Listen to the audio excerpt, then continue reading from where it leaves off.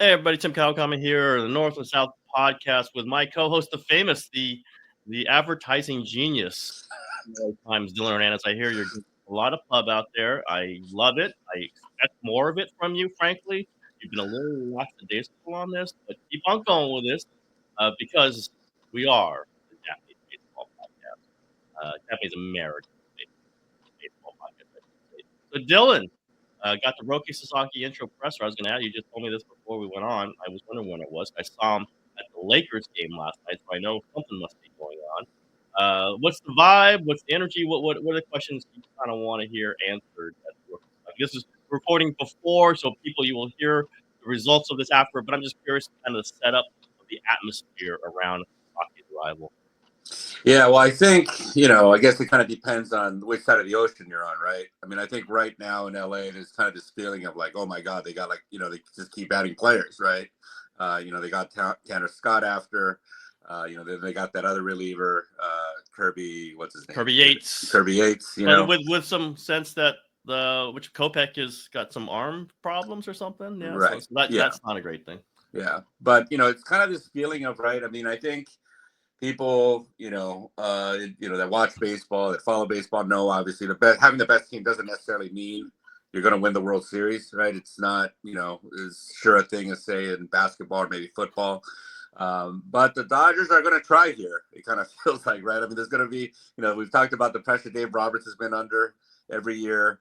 Now, really, it's kind of, created this feeling of like, can you actually build a team that's unbeatable almost, and they just, with the number of arms they have, with the quality up and down their lineup, you think they're sure getting close to that. Obviously this is a huge deal in Japan. Last night NHK ran a big special on Sasaki where he was actually pretty open about certain things, and he said, one of the reasons that he is coming here, at this time at 23 years old, rather than at 25 when he could have come as an unrestricted free agent, is that, he's always kind of had some arm trouble. He said he was very cognizant of the fact from the time he was in high school, he threw hard, and he's, he doesn't know when this is going to end, basically. And so he wants to come here as soon as possible. And, those injury questions, I think, are still there, right? I mean, he didn't pitch, I think over the 4 years he was in Japan, or there were 5 years. The first year he didn't pitch at all. And he revealed in this interview that, right, Tommy John was actually a consideration that first year out of high school. He didn't pitch at all that year. Over the next 4 years, he was held to under 400 innings total. So it's fewer than 100 innings a year.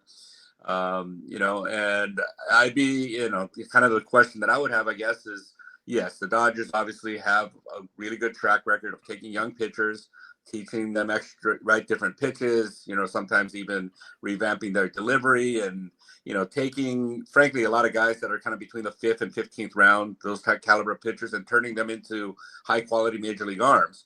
Kind of the downside of that, though, I think, in kind of pushing these pitchers to become that good, they break them, right? And you and I have talked about this a lot. They've had a lot of injuries among young pitchers. Now, Sasaki's a little bit different, right? This kid's a Rolls Royce. These other kids were, Nissans that kind of got souped up, so to speak. I mean, this is a different caliber pitcher. But you know what? If I'm a young pitcher and I'm coming here and I'm worried about injuries, I would look at that Dodgers, record with their injury history and be a little bit concerned. Yeah, that is an interesting. I mean, this is fascinating. That's why we are the Japanese American podcast, because, like, yeah, if you're making this decision with that concern, the Dodgers would not be on my first list, right? I would be really worried. Like, so he's getting lower amount of money for possibly like accelerated performance, and then blow out when he becomes a true free agent. That's interesting. Now, I imagine the Dodgers are going to be very careful with him. They understand the responsibility. You got the 6-man rotation. I imagine you've been saying this for a while. The 6-man rotation seemed like the thing that pushed it over the top. Now, not just a 6-man rotation, a plan for a 6-man rotation. Like, we are not like, oh, if we sign you, we could figure out how to do a 6-man. It's like, we are doing a 6-man rotation, and you're slotting into that because of Otani, because of all the other things. Glass now, all these guys who need moderated innings. But yeah, I'd be worried about blowing out after 2 years if I'm Roki Sasaki throwing 101. I mean, just from the Dodger people you talk to, Dylan, are like the Dodgers going, yeah, let's have him throw 103, or are they saying, hey, we could back off a little bit with this guy? No, I mean, I think he is very concerned about his velocity, right? One thing that's kind of been published out there And our beat writer Jack Harris wrote about this too, is that, kind of the homework assignment that he gave all the teams that he met with was about his decline in velocity last year, right? I think he averaged, his fastball dipped under like 100 or something, God forbid. Yes. But, he asked these teams like, hey, why do you think that happened? And what can you do to make sure that doesn't happen again? Right. And so I think kind of the inning, right, the way the Dodgers will probably do this is by managing his innings. They had kind of something somewhat similar when they had Julio Urias, right? And Urias was young, right? Because Urias was so precocious. He debuted at 19, and was already throwing mid to high 90s. And, they kind of knew like, okay, if you push this too much, this could be a problem, right? Now, with Urias, they did a bunch of weird stuff. One year, I believe they had him take a 2-month break in the middle of the season, hoping he'd be ready for October.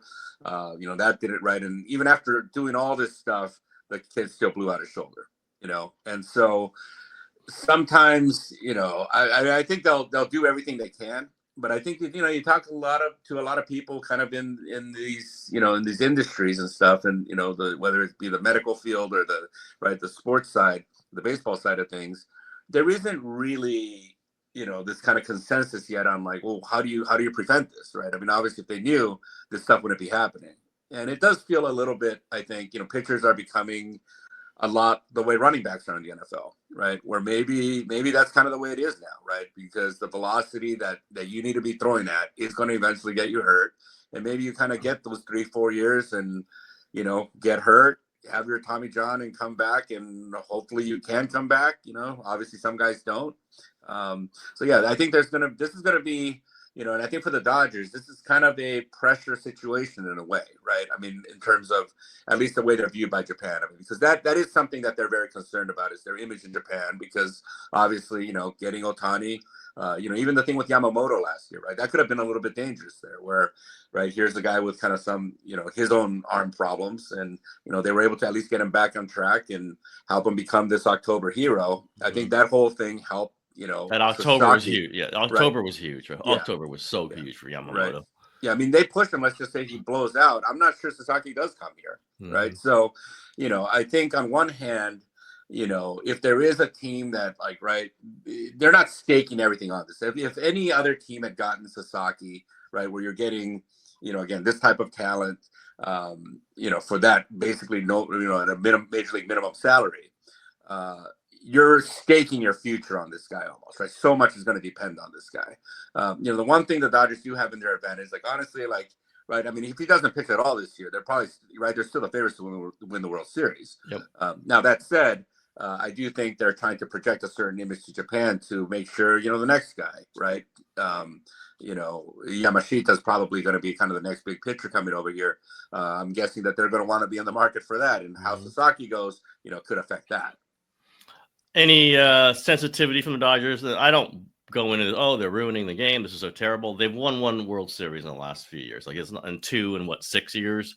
It's not like they're rolling. They might start rolling it off. We don't know. We know how tough it is to get through these playoffs. They almost lost, as we keep saying, they almost lost to the Padres, and I kind of think they should have lost to the Padres in the divisional round, which would have been 3 straight times out in the divisional round to a division rival. So I'm not buying it, but it's certainly out there. This is unfair. Need a salary cap. The Dodgers keep doing this. Deferred money, whatever. I'll pay it once you still got to pay the deferred money. Like that, it's not like free money. You still do have to pay it down the road. They're a rich team. They're getting tons of marketing, all these other things. But this is just what happens when a smart team has a lot of money. They just got smart, really, really smart a few years ago. They've been smart the whole time. Sensitivity to that any firing back by Dodgers people? Do you think they're going to love hearing this through the whole season? Yeah, because they, I think they really kind of pride themselves on doing things differently, right? And, frankly, I think kind of in the early years of the Friedman regime, I think sometimes that kind of backfired on them, right? Because they wouldn't just go get the best player. It's like, well, let's do this in a way, that's going to be a little bit different. We want to put our own kind of spin on this thing, right? And, I do think there has been a change probably starting last offseason when Otani came, right? Because I do think before that, if you look at kind of the way they've collected players, Mookie Betts, okay, the Red Sox were just desperate to dump him, right? Because he was kind of coming to the end. And David Price's contract too. You were right, yeah. right? Freddie Freeman. They weren't going over the top or anything, right? It was kind of, okay, Atlanta wouldn't give him the extra year that he was looking to. His other option was Miami. Well, you know what? We're here as a backup, and kind of over the years, I have been critical of them for that, right? With Garrett Cole, they're always there, right? But always they never went kind of over the top because they didn't want to kind of expose themselves to that kind of risk. Otani was a game changer because, for two things, right? One is just the amount of salary he's deferring. And two is just the amount of advertising revenue he's bringing in. So just economically, they're like in a different place now. And I do think, now last year, they kind of did the, hey, let's be smart thing. And they went and kind of got Glass now. But, right, I mean, they went out, I think it got Snell who, and I know, right, we've had some debates about, how smart that was or this or that. But, you know what, that was their guy. They wanted him. They went out and they just got him, and there was kind of no. So to me, there has been a bit of a change here. And they are now kind of operating in this thing, where, again, when everybody's zigging, they're trying to zag. And right now, the zigging is to not spend money, right? Major league teams, to their credit, have convinced their fans somehow that spending money is stupid. Man, they've convinced the fans of this, and fans will even start arguing about the luxury, right? They've done a really great job of educating the public about the luxury tax, and we're going to lose draft picks and this and that. And now the Dodgers are just kind of doing the simple thing, which is, well, if no one else is spending, shoot, we'll pick up all these guys. Who's the godfather in that clubhouse then? Like, we were talking about this with Otani came in. Like, who's the one? I think you said Jason Hayward. Still Jason, like, there's going to be a Japanese kind of faction though. Is Shohei kind of going to be the leader of that group, or is there another personality in there? I saw somebody saying that that Yamamoto is kind of somebody that guys look up to. Who's the leader of that group?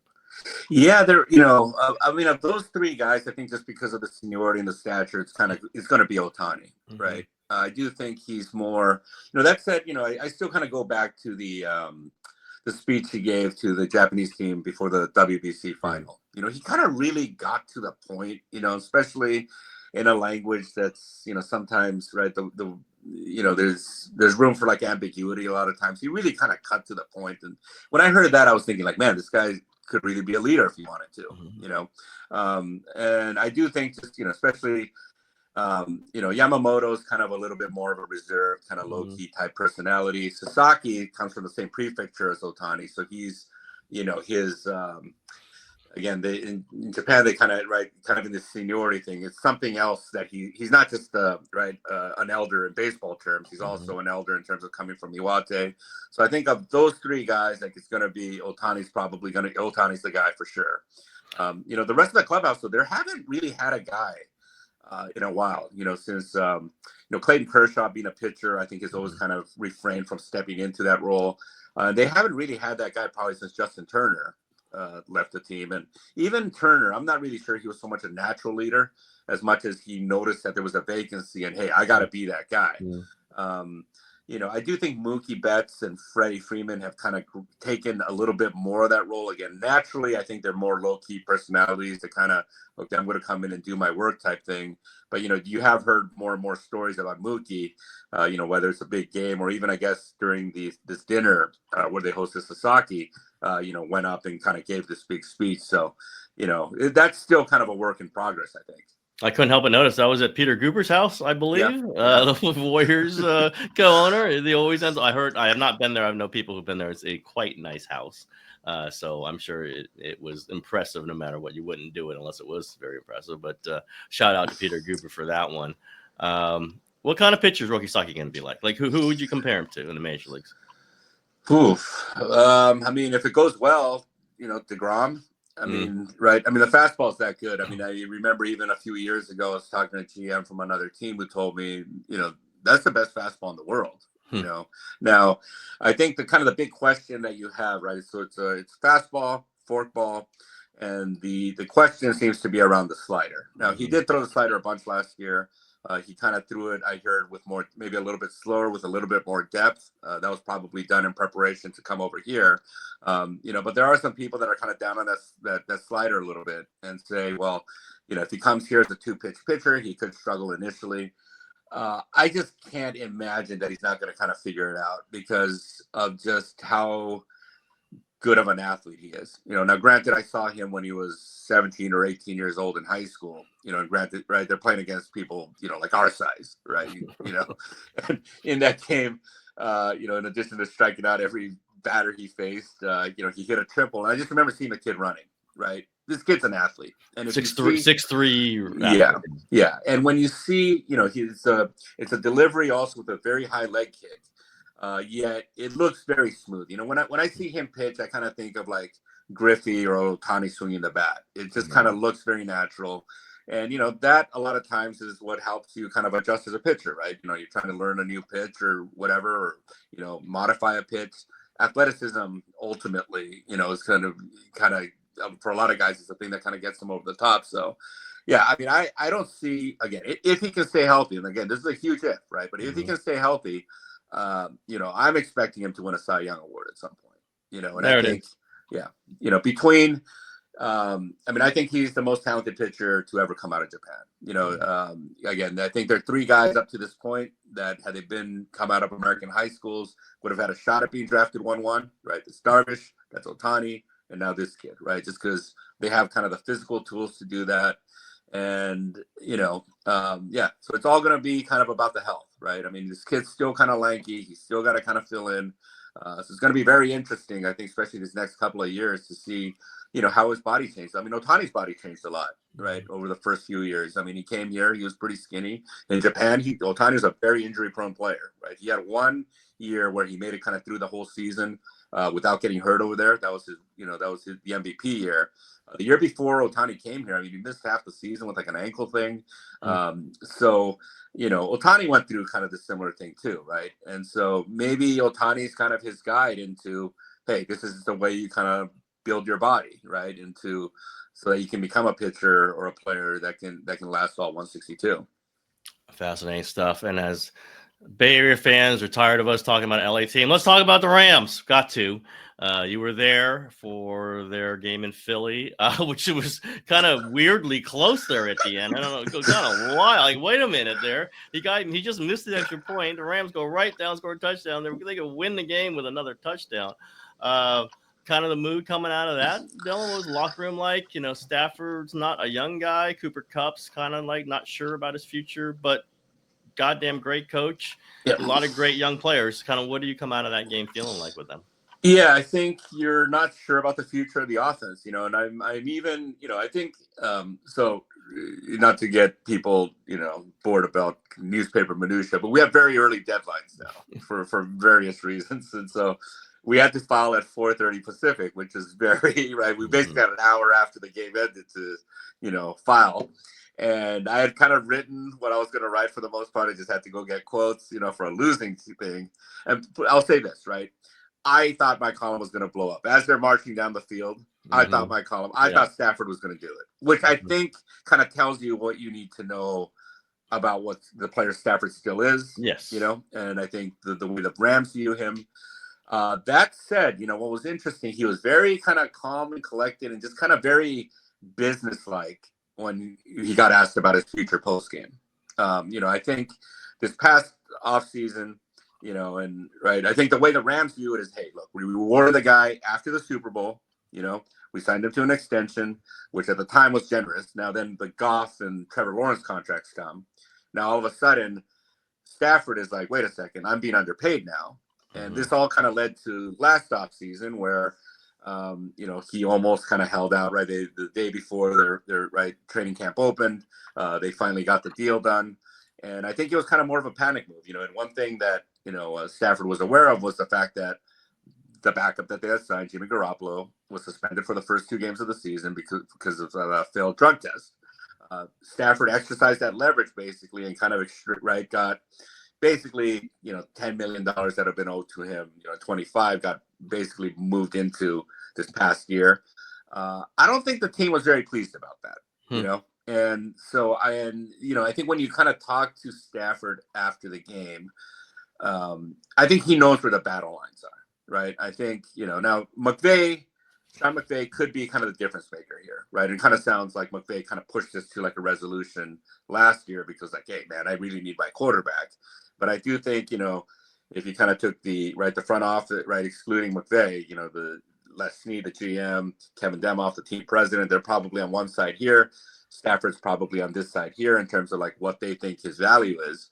And I'm not, I think Stafford is kind of ready, right? Stafford is ready for kind of whatever comes. I think if you look at now, and also I think what's kind of interesting though, if you kind of look at the Rams and their history, right? I mean, when they moved to LA, the first thing they did was trade for the number 1 overall pick because they understand the market, right? We need to make like a splash.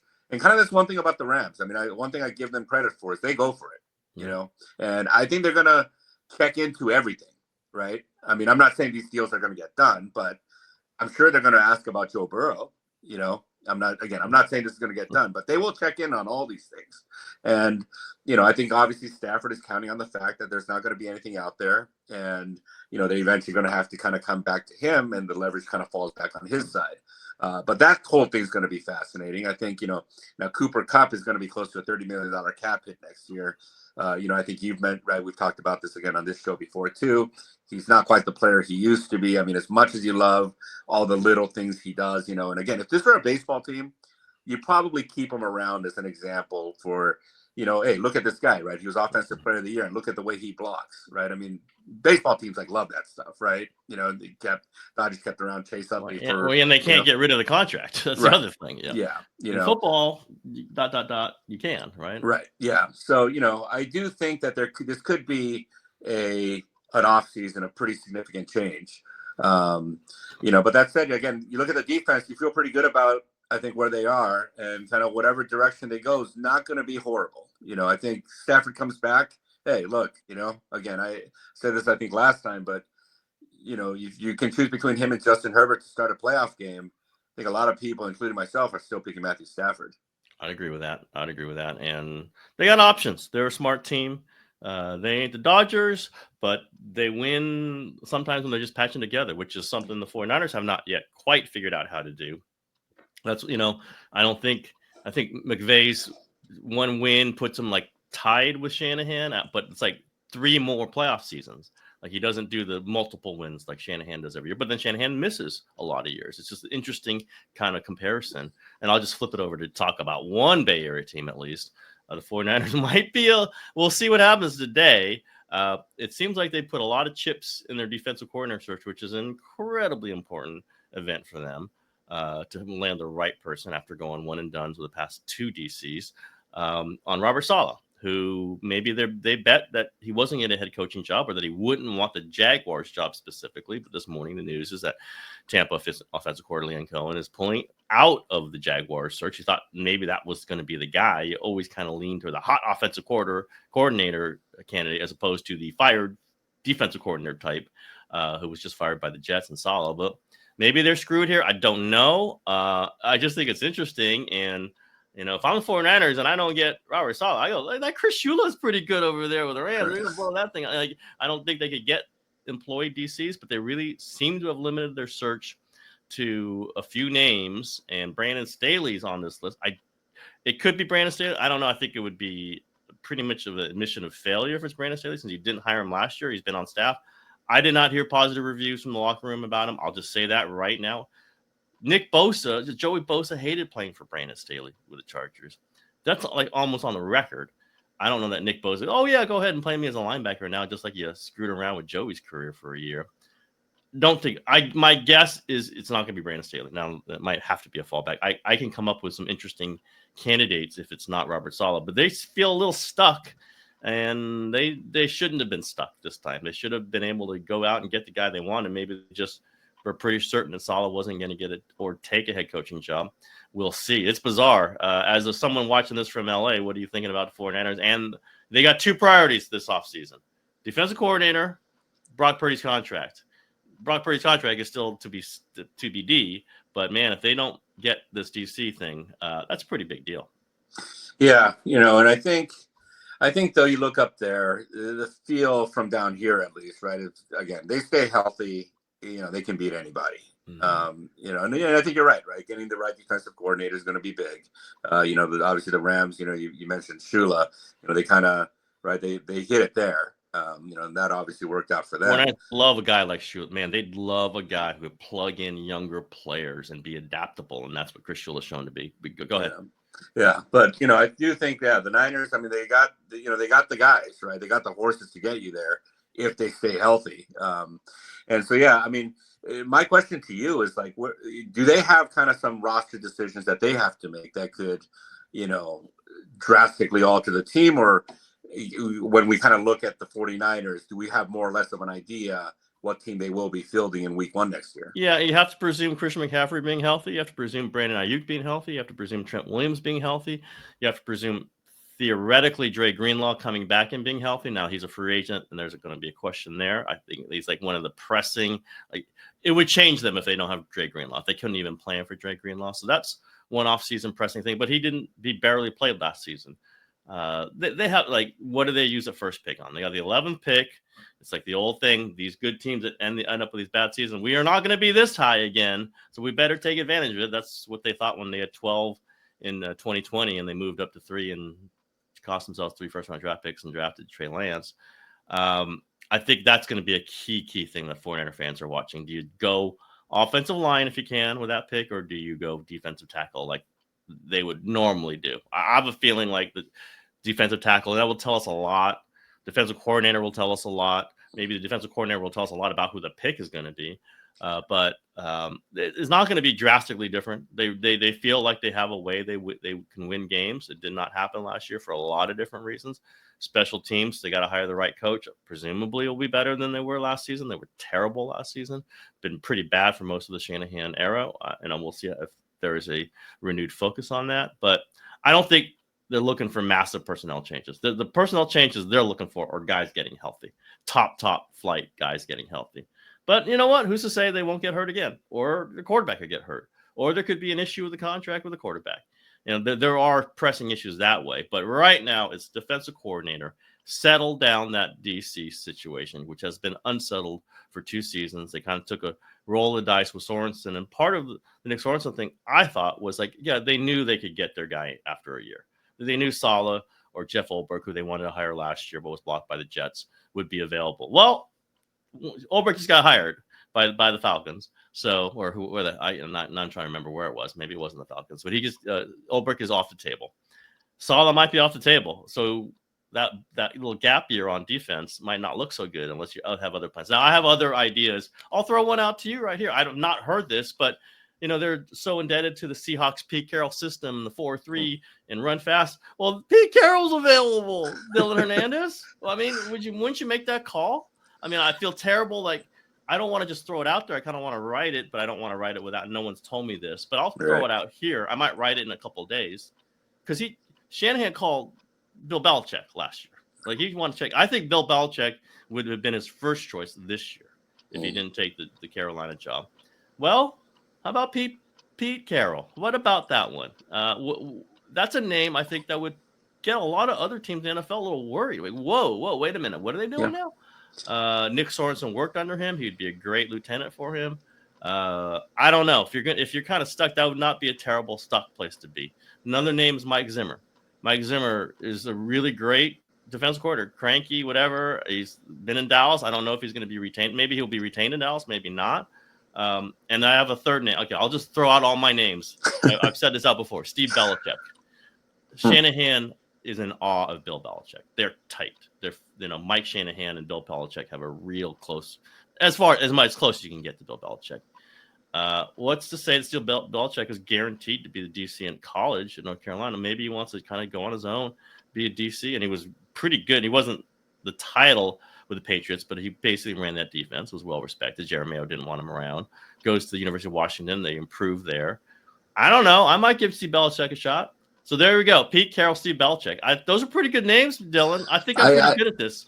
I like the Belichick one, and I really like the Carroll one, right? Well, especially with the North and South show here. So there we go. That's what it's all about. That's all about the podcast being introduced as podcasters. That's what we're going for. I mean, because seriously, with Carroll, I mean, when USC was just at the Las Vegas Bowl, right? I mean, they came right. They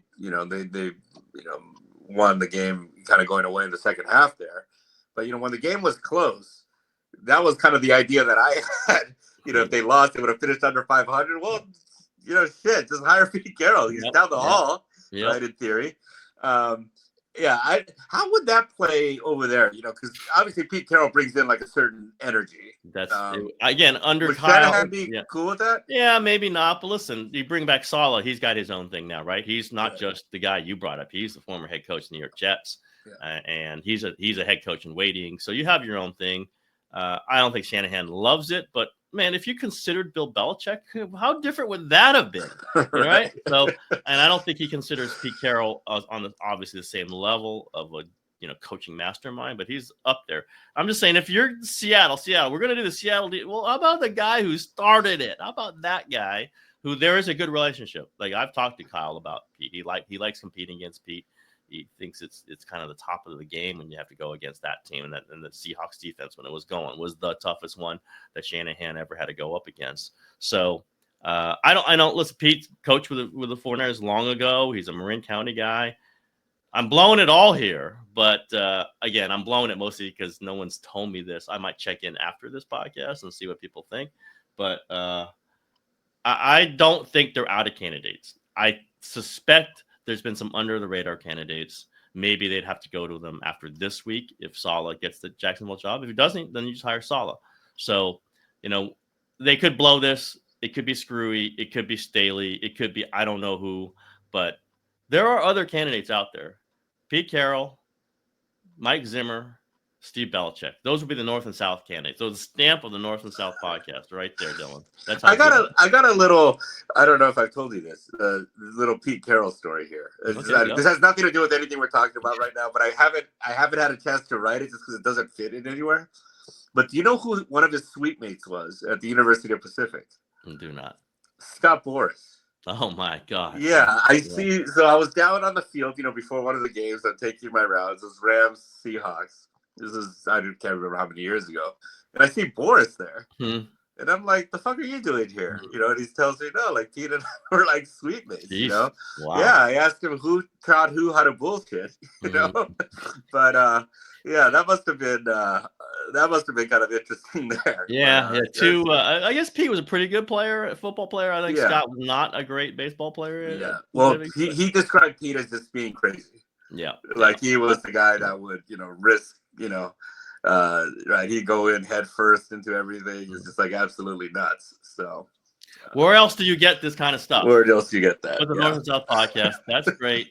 I'm convincing myself on this show about Pete Carroll, even though I've heard nothing. That's good. I've not written it because I've heard nothing. This is me spitballing it, but I know people who know people who know people, and it seems to hit the right things in the way I'm thinking, not necessarily in the way they're thinking. But you know what you should do? You should call Scott Boras and ask him why they should hire Pete Carroll. Yeah, I don't think I'm gonna do that. Scott tends to lecture me when I talk to him. He tends to lecture everybody, and I get a little tired of that. So remember when they had Barry Bonds, and we did not have a good relationship through that. So he had Barry for like a year and a half or whatever it was, and it was not wonderful. It was okay before that, but we haven't talked much since then. And I don't think he was a good influence on the Farhan Zaidi regime, and I have said so. I think part of the reason Farhan got fired when he did, I think they wanted to give him another year, was he was getting dependent on signing Boris clients, and that's a bad position to be in. Like it's not a good position to be in. So.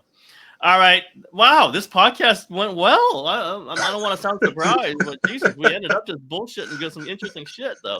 So you throw out something good next time, Dylan, and we'll go from there. All right, let's do that. I'll talk about how Don Yee was somebody's classmate in USC in 1984 or whatever. So, all right, Dylan. Everybody, that's Joe for today. Thank you.